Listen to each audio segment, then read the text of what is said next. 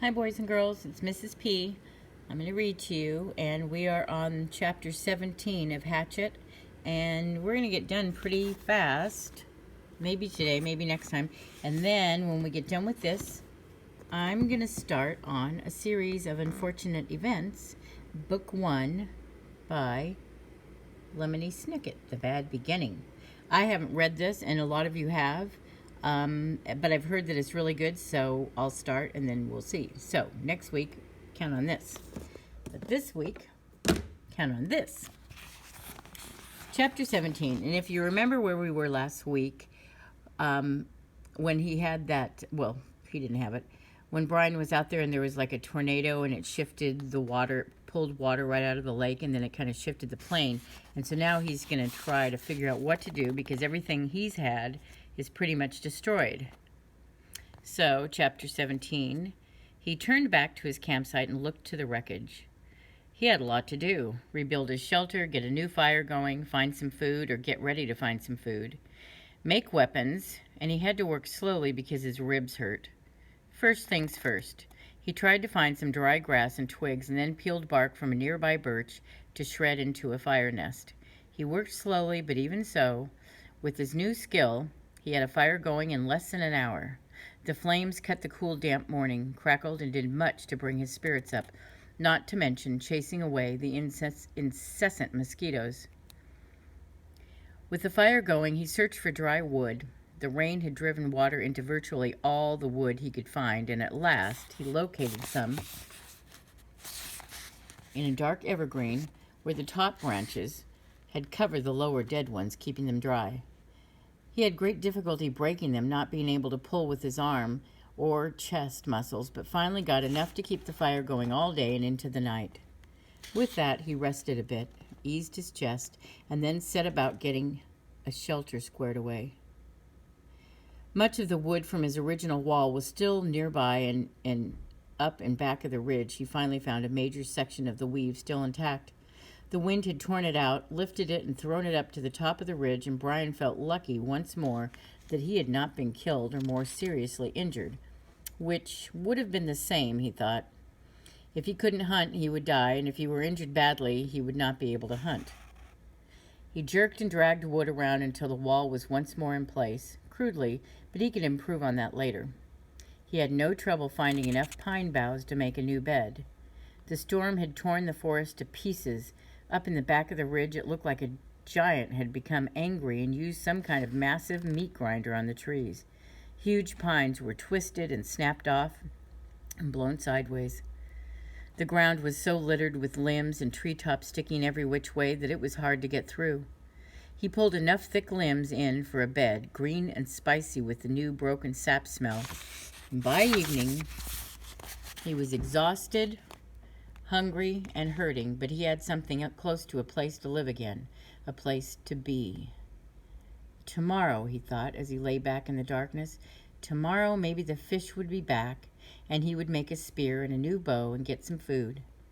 Tomorrow he would find food and refine the camp and bring things back to sanity from the one completely insane day. He faced the fire. Curving his body, he rested his head on his arm and began to sleep when a picture came into his head. The tail of the plane sticking out of the water. There it was, the tail sticking up. And inside the plane, near the tail somewhere, was the survival pack. It must have survived the crash because the plane's main body was still intact. That was the picture, the tail sticking up and the survival pack inside, right there in his mind as he dozed.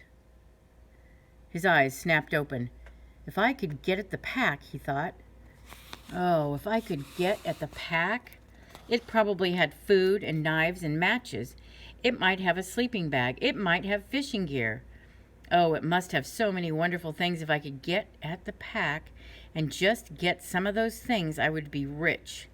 So rich if I could just get at the pack. Tomorrow. He watched the flames and smiled. Tomorrow I'll see. All things come tomorrow. He slept deep and down with only the picture of the plane tail sticking up in his mind.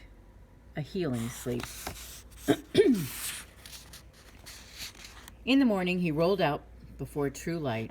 In the gray dawn, he built up the fire and found more wood for the day, feeling almost chipper because his ribs were much better now. With camp ready for the day, he looked to the lake. Part of him half expected the plain tail to be gone, sunk back into the depths, but he saw that it was still there, and it didn't seem to have moved at all. He looked down at his feet and saw that there were some fish in his fish pen looking for tiny bits of bait still left before the wind came. He fought impatience to get on the plane project and remembered what he had learned. First food, because food made strength. First food, then thought, then action. There were fish at hand here, and he might not be able to get anything from the plane. That was all a dream. The fish were real, and his stomach, even his new, shrunken stomach, was sending signals that it was savagely empty. He made a fish spear with 2 joints, not peeling the bark all the way back, but just working on the pointed end. It took him an hour or so, and all the time he worked, he sat looking at the tail of the plane sticking up in the air, his hands working on the spear, his mind working on the problem of the plane. When the spear was done, although still crude, he jammed a wedge between the points to spread them apart. And then he went to the fish pond.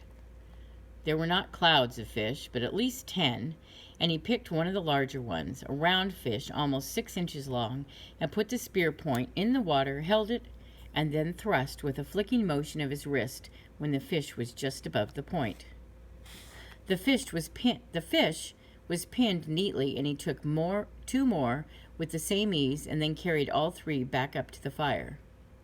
He had a fish board now, a piece of wood he had flattened with the hatchet that leaned up by the fire for cooking fish so he didn't have to hold a stick all the time. He put the 3 fish on the board, pushed sharpened pegs through their tails into cracks on the cooking board, and propped it next to the reddest part of the coals. In moments, the fish were hissing and cooking with the heat, and as soon as they were done, or when he could stand the smell no longer, he picked the steaming fish meat from under the loosened skin and ate it. The fish did not fill him, didn't even come close. Fish meat was too light for that, but they gave him strength. He could feel it moving into his arms and legs, and he began to work on the plane project. While making the spear, he had decided that what he would have to do was make a raft and paddle the raft to the plane and tie it there for a working base. Pretty smart, huh? Somehow he would have to get into the tail inside the plane, rip or cut his way in, and however he did it, he would need an operating base of some kind, a raft, which he found ruefully was much easier said than done. There were plenty of logs around. The shore was littered with driftwood, new and old, tossed up and scattered by the tornado. And it was a simple matter to find 4 of them about the same length and pull them together. Keeping them together was the problem. Without rope or cross pieces and nails, the logs just rolled and separated. He tried wedging them together, crossing them over each other. Nothing seemed to work, and he needed a stable platform to get the job done. It was becoming frustrating, and he had a momentary loss of temper, as he would have done in the past when he was the other person. At that point, he sat back on the beach and studied the problem again. Sense. He had to use his sense. That's all it took to solve problems. Just sense. It came then. The logs he had selected were smooth and round and had no limbs. What he needed were logs with limbs sticking out that way. Then he could cross the limbs, one log over the limbs of another, and weave them together as he had done his wall, the food shelf cover, and the fish gate. He scanned the area above the beach and found 4 dry treetops that had been broken off by the storm. These had limbs, and he dragged them down to the work area at the water's edge and fitted them together. It took most of the day. The limbs were cluttered and stuck any which way, and he would have to cut one to make another fit.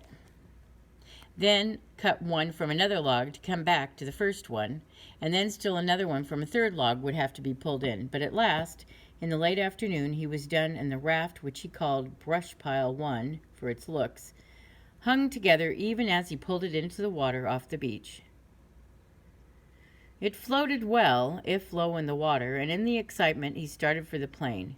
He could not stand on it, but would have to swim alongside. He was out to chest-deep depth when he realized he had no way to keep the raft at the plain. He needed some way to tie it in place so he could work from it. And for a moment he was just stymied.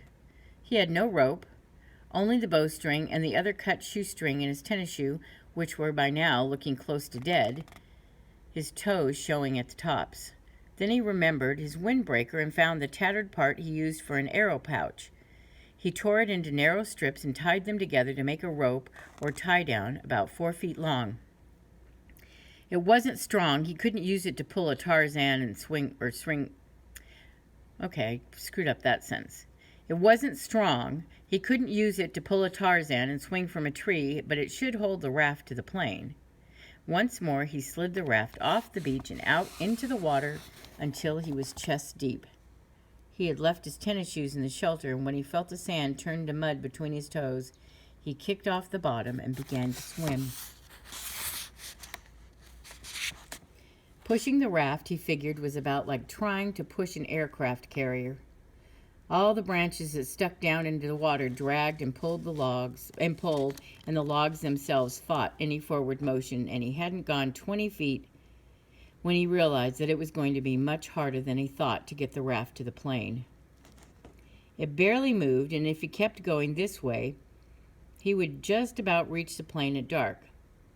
He decided to turn back again and spend the night and start early in the morning, and he pulled the raft once more onto the sand and scraped it dry with his hand. Patience. He was better now, but impatience still grounded him a bit, so he sat at the edge of the fish pond with the new spear and took 3 more fish, cooked them up, and ate them, which helped to pass the time until dark. He also dragged in more wood, endless wood, and then relaxed and watched the sun set over the trees back of the ridge. West, he thought. I'm watching the sun set in the west. And that way was north where his father was, and that way east, and that way south, and somewhere to the south and east his mother would be. The news would be on the television. He could visualize more easily his mother doing things than his father, because he'd never been to where his father lived now. He knew everything about how his mother lived. She would have the small television on the kitchen counter and be watching the news and talking about how awful it was in South Africa, or how cute the baby in the commercial looked, talking and making sounds, cooking sounds. He jerked his mind back to the lake. There was great beauty there, almost unbelievable beauty. The sun exploded the sky. It just blew it up with a setting color. And that color came down into the water of the lake and lit the trees. Amazing beauty, and he wished he could share it with somebody and say, look there and over there, and see that? But even alone it was beautiful, and he fed the fire to cut the night chill. There it is again, he thought, that late summer chill to the air, the smell of fall. He went to sleep thinking a kind of reverse question. He did not know if he would ever get out of this. He could not see how it might be, but if he did somehow get home and go back to living the life or the way he had lived, would it be just the opposite? Would he be sitting watching television and suddenly think about the sunset up and back of the ridge and wonder how the color looked in the lake? Sleep. In the morning, the chill was more pronounced, and he could see tiny wisps of vapor from his breath. He threw wood on the fire and blew on it until it flamed, and then banked the flames to last and went down to the lake. Perhaps because the air was so cool, the water felt warm as he waded in. He made sure that the hatchet was still at his belt and the raft still held together, and then set out pushing the raft and kick swimming toward the tail of the plain. As before, it was very hard going. Once an eddy of breeze came up and against him he seemed to be standing still, and by the time he was close enough to the tail to see the rivets in the aluminum, he had pushed and kicked for over 2 hours and was nearly exhausted and wished he had taken some time to get a fish or two and have breakfast. He was also wrinkled as a prune and ready for a break. The tail looked much larger when he got next to it. It was a major part of the vertical stabilizers showing and perhaps half of the elevators. Only a short piece of the top of the fuselage, the plane's body toward the tail, was out of the water, just a curve of aluminum, and at first he could see no place to tie the raft. But he pulled himself along the elevators to the end, and where he found a gap that went in up by the hinges and where he could feed his rope through. With the raft secure, he climbed on top of it and lay on his back for 15 minutes, resting and letting the sun warm him.